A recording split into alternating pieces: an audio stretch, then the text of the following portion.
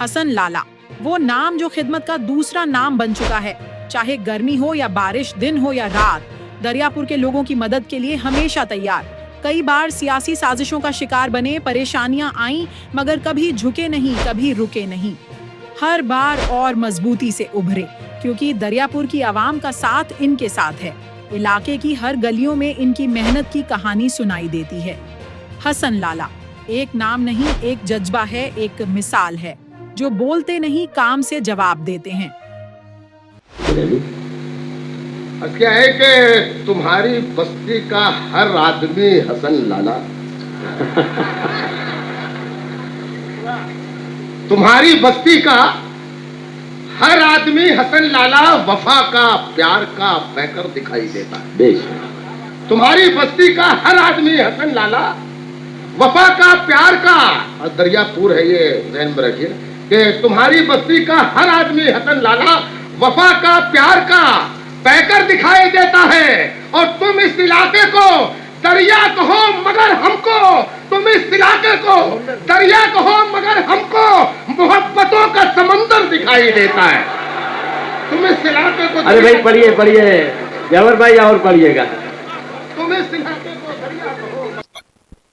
News for Bharat हमारे इस मंच पर मैं आरिफ आलम आप तमाम का बहुत स्वागत करता हूं। गुजरात में मुसलमानों की सियासी हिस्सेदारी की बात लोग लगातार तो करते आ रहे हैं, लेकिन दिन गुजरने के साथ ही साथ मुसलमानों की सियासी हिस्सेदारी शून्य होती नजर आ रही है। इसके पीछे की क्या वजह है? क्या मुस्लिम सियासतदान है या राजनीतिक पार्टियां हैं? इन तमाम मुद्दों पर बातचीत करने के लिए हमारे साथ में एक ऐसे राजनेता है जिन्होंने इस देश के तीन प्रधानमंत्रियों के साथ में काम किया है और गुजरात के कई मुख्यमंत्रियों के साथ भी उन्होंने काम किया है और सियासत की है। हसन लाला साहब हमारे साथ में मौजूद है। हसन साहब एक ऐसे राजनेता है जिनकी चर्चा अहमदाबाद का जो पुराना हिस्सा है उसमें अक्सर होता रहता है।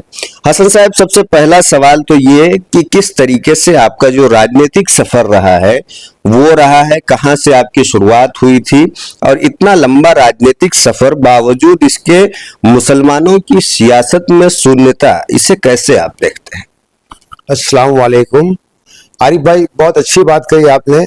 आप फिक्रमंद भी हो कि आप इस चीज को बराबर इससे दिखा रहे हो लोगों को, हमारे समाज को भी। सबसे पहले तो मेरा नाम हसन खान पठान है, हसन लाला के नाम से मुझे जानते हैं। मैं कॉलेज के दरमियान ही इस चीज़ों में आया था और पहली बार सरदार वल्लभ भाई आर्ट्स कॉलेज का जीएस बना, मोतीलाल नेहरू लॉ कॉलेज का जीएस बना, और फिर यूनिवर्सिटी के चुनाव के अंदर सेनेट मेंबर बना, और लगातार मैं 10 से 15 साल तक सेनेट मेंबर रहा। मेरी राजनीतिक कैरियर स्टूडेंट लाइफ से चालू हुई थी। जिस वक्त 74 का गुजरात में मूवमेंट हुआ था, उसके बाद से हमें थोड़ा एक्टिव उसमें हुआ था, और उसी तरह मेरा ये सिलसिला चलता रहा और मैं पढ़ते पढ़ते ठेठ लॉयर तक बना, और आज मैं एडवोकेट भी हूँ। अच्छा हसन साहब, एक सवाल ये उठता है कि एक लंबा राजनीतिक सफर रहा है और शुरुआत आपकी जो रही वो जनता दल से भले रही हो, जनता पार्टी से, लेकिन कांग्रेस में गए। फिर कांग्रेस से अब दूर होने का क्या वजह है? क्यों कांग्रेस से आपने दूरी बना ली?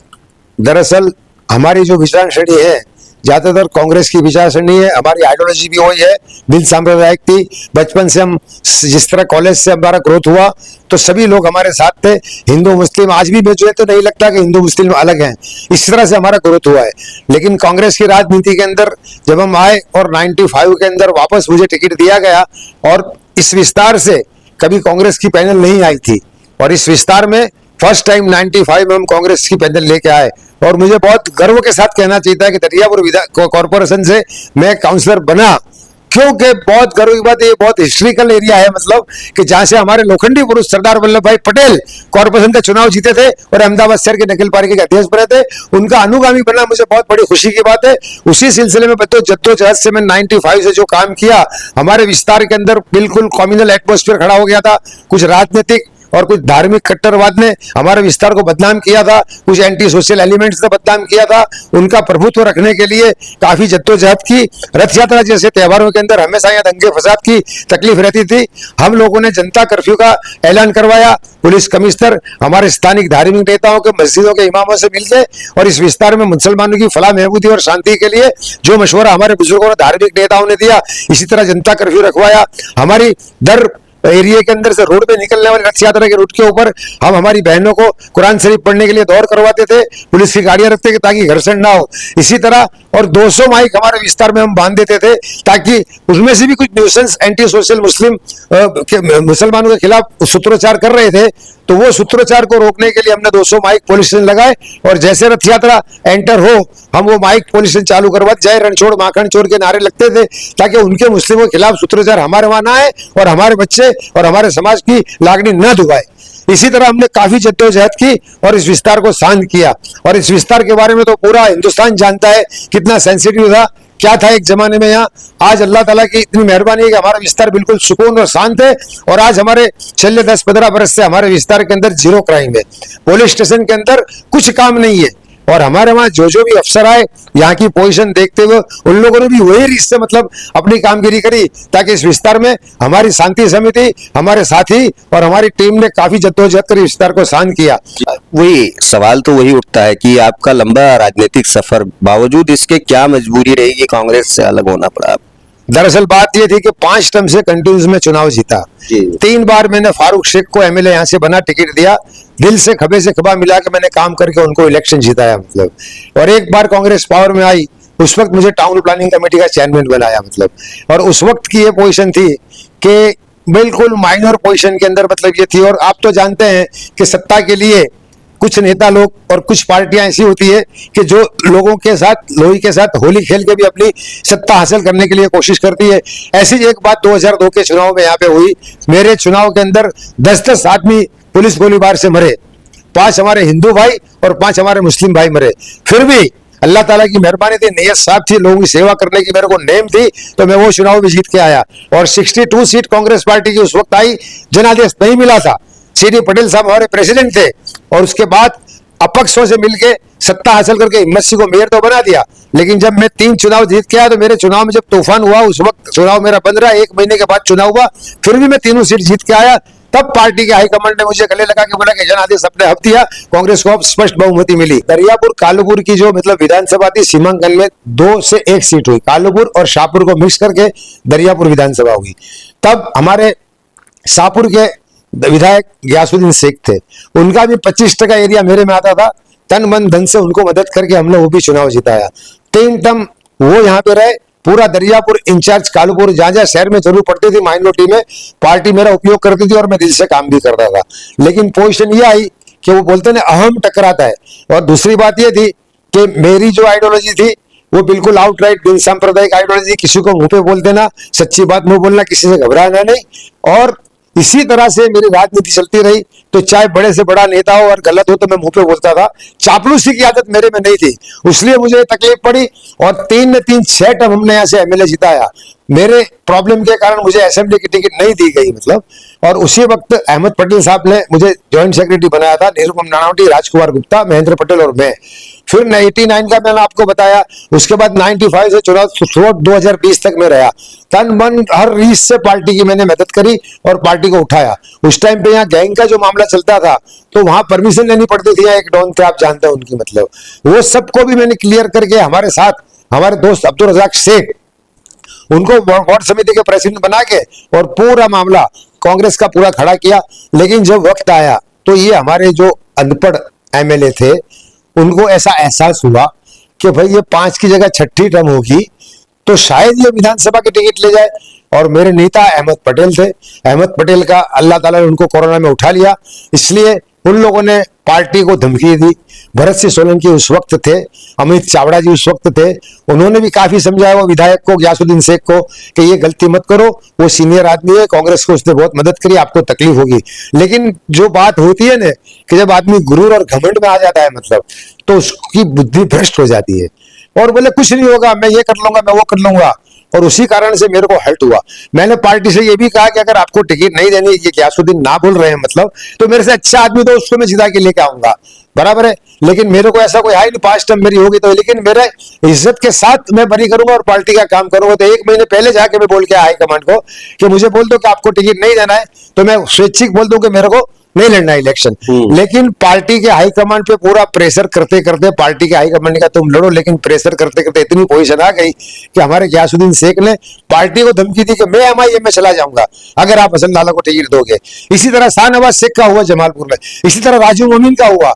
तो जो ग्राउंड लेवल के काउंसिलर थे, पब्लिक के बीच में थे, मुसलमानों के दिल में थे, हिंदुओं के दिल में थे, इस विस्तार में, उन लोगों को जबरदस्ती खुद की राजनीति कर खुद के स्वार्थ के लिए उनको काटा गया और पोजीशन ये आई। तो मैं भी जात का पठान हूं, तो फिर मैंने उस वक्त क्या कि अब जीत लेना आप मतलब, क्योंकि मैंने बहुत मेहनत करी इस विस्तार के लिए।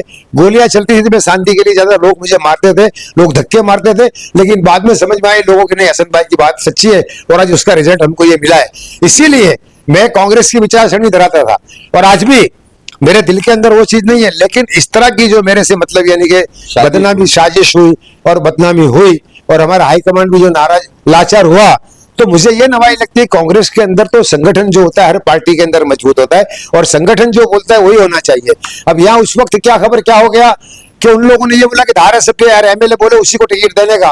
तो हर हमेशा आप देखिए अहमदाबाद शहर में नहीं, पूरे हिंदुस्तान के हर जगह पार्षद, काउंसलर और MLA की कभी भी नहीं बनती, क्योंकि उसको हमेशा डर रहता है कि ये MLA ये एक्सपर्ट है, पढ़ा लिखा है, एडवोकेट है, मुझे मात दे देगा, ये टिकट ले आएगा। तो हमेशा MLA जो होते हैं वो काउंसिलर को काटने की कोशिश करते हैं। वो साजिश का मैं शिकार बना और हाईकमांड उस वक्त मजबूर हो गया और ये पोजीशन आई तो 48 सीट में से 24 हो गई।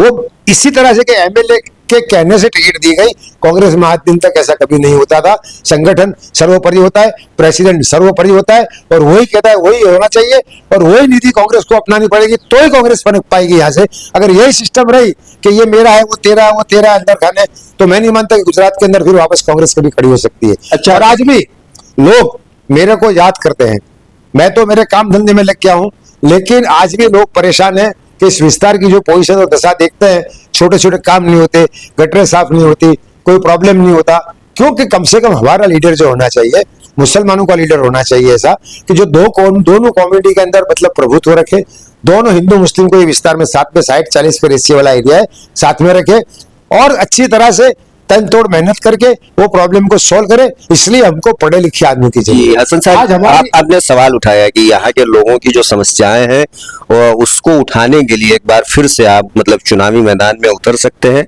क्या आप कहेंगे अगर चुनावी मैदान में जाएंगे तो क्या कॉरपोरेशन का या विधानसभा? देखिए, फिलहाल तो मेरी कोई ऐसी मर्जी नहीं है, लेकिन लोगों की डिमांड तो यह है कि असल में आपके टाइम के ऊपर हमको कोई जात की दिक्कत नहीं होती थी, ये सेंसिटिव विस्तार था, बार बार कौमी दंगे होते थे, मैं हमेशा खड़े होकर उसको शांत कराता था, बड़े बड़े पुलिस अफसरान भी आते थे, बड़े बड़े हादसे बने, मैं हमेशा बीच में रहकर उसको सॉल्व करता था ताकि हमारे विस्तार के मुसलमानों को, हमारे विस्तार के हिंदू नागरिकों को कोई तकलीफ ना पड़े। तो लोग आज भी मुझे कहते हैं कि आपका टेन्योर था, आपको फिर से आना चाहिए। आपके लिए नहीं, आपने तो 25 साल सेवा की है, लेकिन दरियापुर के लोगों के लिए, अहमदाबाद शहर के लोगों के लिए और मुसलमानों के लिए आपको वापस आना चाहिए और आके फिर से आपका कमांड लेना चाहिए ताकि मुसलमानों को और दरियापुर की जनता को न्याय मिले। मतलब क्या और हमारे काम हो। क्या आप उन लोगों की बात को मानेंगे? अभी काफी मुझे प्रेशर हो रहा है, मतलब काफी प्रेशर हो रहा है। अभी कोई मैंने ऐसा मन बनाया नहीं, लेकिन लोग चाहते हैं कि हमारे को पढ़े लिखे आदमी की जरूरत है, क्योंकि तकलीफ ये थी कि आज हमारे जो मतलब यानी कि इलेक्टेड चुनाव जीत के गए हमारे माइनॉरिटी का जो मतलब है यहाँ से काउंसलर, वो बेचारे सीधे आदमी है, उनको ना लिखे आता है ना पढ़ते आता है। हमारे जो MLA 3 टर्म गिरे थे वो भी 7-8 चौपड़ी पास थे और मेरी राजनीति ऐसी रही, ग्राउंड लेवल पे रही है, हमेशा फील्ड में पब्लिक के बीच में मैं रहा हूँ। और हमारे जो भूतपूर्व MLA थे उनकी आदत ये थी कि आवेदन पत्र देना, व्हाट्सएप में डाल देना खुद के आदमियों से, और इसी तरह वो राजनीति करते। तो ग्राउंड लेवल तक और मुसलमानों के दिल तक और उनके जहन तक पहुंच के काम नहीं करोगे तो हमारी लीडरशिप हमेशा कमजोर होगी और लोगों को भी इंटरेस्ट नहीं होता कि क्या वोट देना, हमारे लिए तो कोई करता ही नहीं है मतलब। और ये खुद की राजनीति के लिए कांग्रेस के हमारे एक सिद्ध विधायक ने ये हमारे विस्तार को बर्बाद किया और लोग परेशान हैं और लोग पीछे पीछे बोलते हैं इसके अंदर। तो समझदारी से कांग्रेस पार्टी या कोई भी राजकीय पार्टी हो, उसको पढ़े लिखे आदमी हो, उनको हलाना चाहिए ताकि हमारी हिस्सेदारी बढ़े। आपके साथ साजिश हुई थी?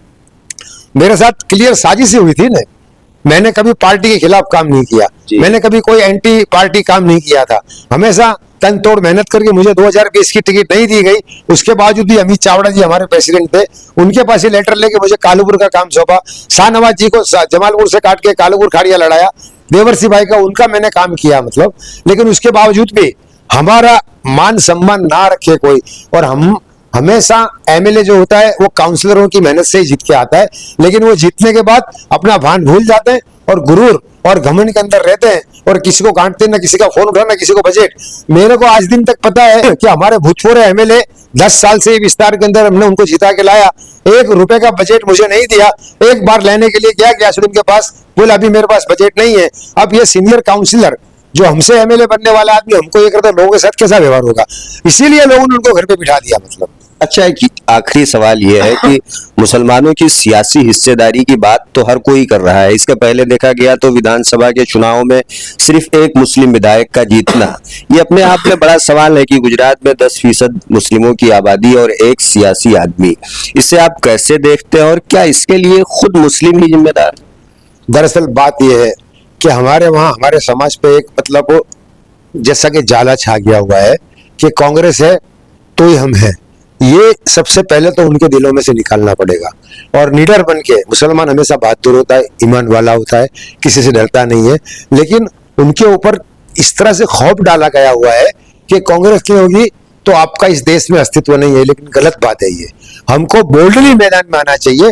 और सबसे बड़ी बात तो ये है कि हमारे सामने जब चुनाव आता है और चुनाव के अंदर कौन कौन नुमाइंदे हमारे सामने हैं, उस नुमाइंदों को सिलेक्शन करने की जिम्मेदारी हमारे मुस्लिम भाइयों की, मतदारों की होती है। क्योंकि हमारे समाज के लिए, मुसलमानों की फलाह बहबूदी के लिए कौन सही है कौन गलत है वो देख के उनको मतदान करना चाहिए, ताकि वो मजबूत होगा आप तो आपका समाज मजबूत होगा, आपके काम होंगे, और हिस्सेदारी में जब हाउस के अंदर, कॉर्पोरेशन में और या विधानसभा के अंदर आपकी आवाज उठाएगा।